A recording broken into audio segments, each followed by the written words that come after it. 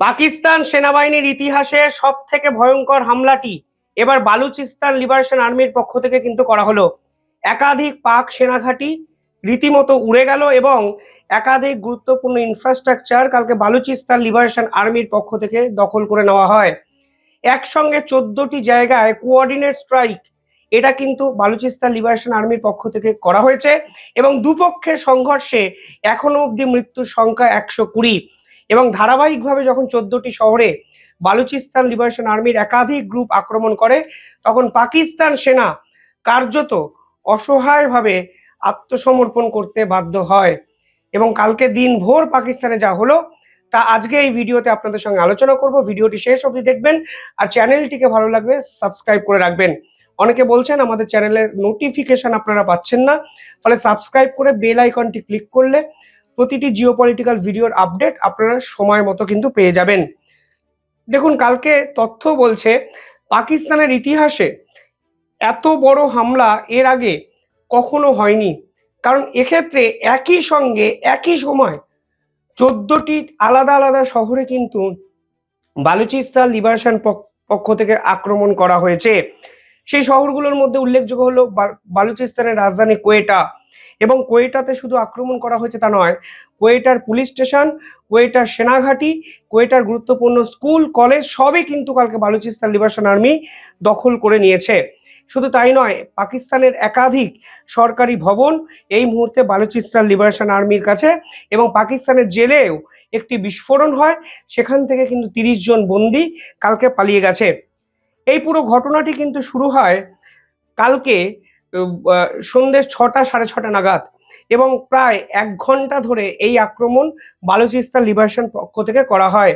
প্রথম এই আক্রমণ শুরু হয় কোয়েটাতে একটি বিস্ফোরণের মাধ্যমে, এবং এই বিস্ফোরণের পর বালুচিস্তান লিবারেশন আর্মির পক্ষ থেকে একটি ব্যাংক লুট করা হয়।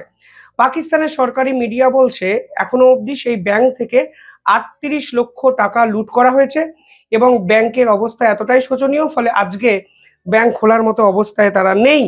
পরবর্তীকালে বালুচিস্তানের একাধিক বিশ্ববিদ্যালয়, স্কুল কলেজ এবং মেডিকেল কলেজের উপর কিন্তু হামলা চালানো হয় বালুচিস্তান লিবারেশন আর্মির পক্ষ থেকে।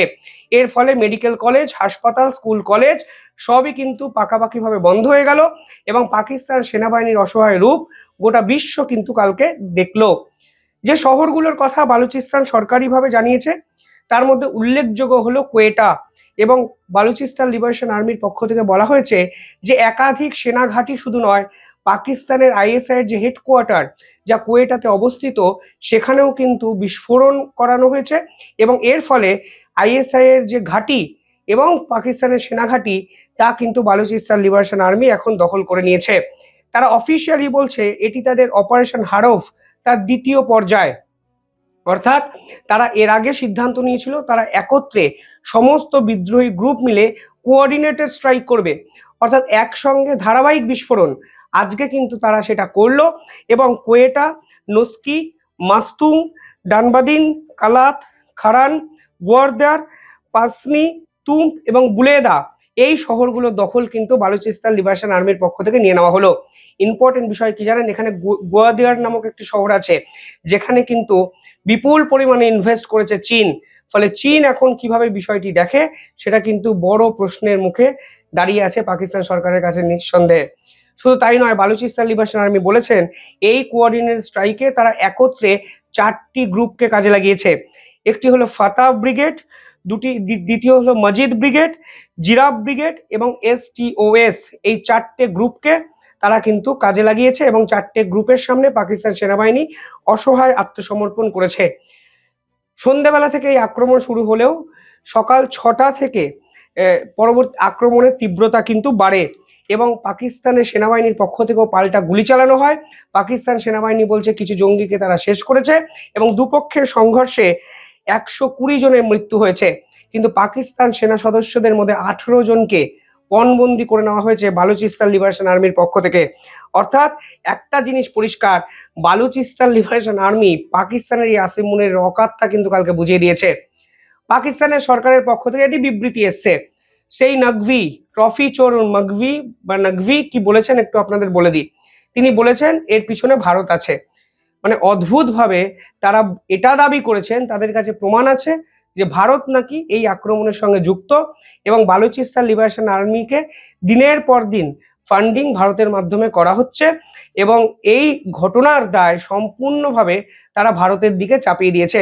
Bharat as usual speak not, অর্থাৎ তোমাদের দেশের সমস্যা, তোমাদের দেশের বিদ্রোহী গ্রুপ তোমাদের সেনাবাহিনী সরকারের বিপক্ষে আন্দোলন করছে, তোমাদের দেশের একটি প্রদেশ স্বাধীনতার লড়াই লড়ছে এবং নিজেদেরকে স্বাধীন ঘোষণা করে দিয়েছে, তোমরা সেই আন্দোলনকে থামাতে না পেরে ভারতের বিপক্ষে ঝড় তুলছো এবং পাকিস্তানের সাধারণ মানুষকে বোকা বানানোর চেষ্টা করছো, সে বিষয় কিন্তু কোনোভাবে আর সহ্য করা হবে না। जिस तरीके से दहशतगर्दों ने प्लान करके ये अटैक किए हैं सारे के सारे, और जिस तरीके से पुलिस, हमारी एफसीज और हमारी आर्मी ने उनका मुकाबला किया है, ये भी एक पूरी दास्तान है। और जो दहशतगर्द आया है वो बच के नहीं गया है, उसको ढूंढ ढूंढ के उन्होंने मारा है ताकि वो बच के ना जा सके। सबसे इंपॉर्टेंट चीज़ जो इस टाइम ज़रूरी है, जो दुनिया को पता चलनी ज़रूरी है कि ये दहशतगर्द नॉर्मल दहशतगर्द नहीं है। India is behind those attacks. I can tell you for sure that India plan these attacks along with this terrorist. और हम आपको एक चीज बता दें कि हम एक एक चीज के पीछे जाएंगे, जिस तरह सीएम साहब ने कहा, किसी एक बंदे को भी नहीं छोड़ेंगे जिसने इस अटैक में हिस्सा लिया है और जो इनके पीछे मास्टर्स हैं और जहां से बैठ के वो ऑपरेट कर रहे हैं। हमारे पास तकरीबन तमाम चीजें मौजूद हैं and we will expose them in the world कि ये किस फेस के साथ लोगों के सामने मिलते हैं और किस फेस के साथ दहशतगर्दों को सपोर्ट करते हैं। दुनिया को इस टाइम ये बात बहुत जरूरी है पता चल जाए कि इस टाइम मेन मुल्क जो दहशतगर्दी के पीछे है वो भारत है, जो दहशतगर्दों को फाइनेंशियल सपोर्ट नहीं कर रहा, उसके अलावा उनकी प्लानिंग, उनकी स्ट्रेटेजी में भी सपोर्ट कर रहा है। তবে সব মিলিয়ে ইতিহাসের সব থেকে ভয়ঙ্কর হামলা বলা হচ্ছে একে, যে হামলায় 120 জনের মৃত্যু হলো, 14টি আলাদা আলাদা জায়গা লন্ডভন্ড হয়ে গেল, পাকিস্তান সেনাঘাঁটি এবং পাকিস্তানের গোয়েন্দা দপ্তর আইএসআই এর মেন ঘাঁটি কোয়েটাতে সম্পূর্ণভাবে চুরমার হয়ে গেল এবং 12টি শহরের পাশাপাশি বিশ্ববিদ্যালয়, কলেজ, স্কুল সমস্ত কিন্তু দখল এই মুহূর্তে বালুচিস্তান লিবারেশন আর্মির হাতে। কিন্তু ইম্পর্টেন্ট বিষয় হলো এই মুহূর্তে পাকিস্তানের অর্থনৈতিক যা অবস্থা, সেখানে দাঁড়িয়ে দুটি ব্যাংক যেভাবে বালুচিস্তান লিবারেশন আর্মির পক্ষ থেকে লুটে নেওয়া হলো, সেই ক্ষতিপূরণ এই মুহূর্তে পাকিস্তান সরকার কিভাবে করে, সেটাই কিন্তু বড় প্রশ্ন। 1 ঘন্টার একটি ঝটিকা আন্দোলনে 38 লক্ষ টাকা ব্যাংক থেকে গায়েব হয়েছে। ফলে আপনারা বুঝতে পারছেন পাকিস্তান সরকার সাধারণ মানুষকে নিরাপত্তা দিতে ব্যর্থ, পাকিস্তান সরকার বালুচিস্তানকে রক্ষা করতে ব্যর্থ, অথচ এরা দিনের পর দিন ভারতকে হুমকি হুঁশিয়ারি দেয়, ভারতের বিপক্ষে পরমাণু যুদ্ধের ঘোষণা দেয় এবং আলটিমেটলি পাকিস্তানের সেনাবাহিনীর যাবতীয় ব্যর্থতাকে ভারত বিরোধী একটি আবেগে পরিণত করে ভুলিয়ে দেওয়ার চেষ্টা করে। একদম বাংলাদেশে যে রাজনীতি চলছে, পাকিস্তান সেই রাজনীতিরই সমান্তরালভাবে নিয়ে যাচ্ছে পৃষ্ঠপোষক এবং আজকের দিনে দাঁড়িয়ে বোঝা যাচ্ছে যে ভারত আসলে পাকিস্তান এবং বাংলাদেশকে নিয়ে কোনো কমেন্ট না করলেও এরা তাদের দেশে যাবতীয় গন্ডগোলের দায় ভারতের উপর চাপিয়ে দিতে চায় শুধুমাত্র নিজেদের ব্যর্থতাটাকে ঢাকার জন্য। আর যদি 1 মিনিটের জন্য বিশ্বাসও করি ভারত এই পুরো বিষয়টি করাচ্ছে, তাহলে ভুল কোথায়? ভারতকে তোমরা রুখতে পারছো না, তোমাদের দেশের ভারত ফান্ডিং করে তোমাদের সেনা ঘাঁটি, তোমাদের আইএসআই ঘাঁটি চুরমার করে দিচ্ছে। তোমরা যে ঘাঁটিতে বসে ভারতের জঙ্গি নাশকতার পরিকল্পনা করো সেগুলো লন্ডভন্ড হয়ে যাচ্ছে, তাহলে ব্যর্থতা তো তোমাদের। তাহলে ভারতের সাফল্য কি আমরা ধরে নেব? প্রশ্ন কিন্তু পাকিস্তানের এই দাবির পর বিশেষজ্ঞরাই তুলতে শুরু করেছেন। আপনারা কিভাবে দেখছেন পুরো বিষয়টি কমেন্টে জানাবেন। দেখতে থাকুন দ্য ইন্ডিপেন্ডেন্ট বেঙ্গল। ধন্যবাদ।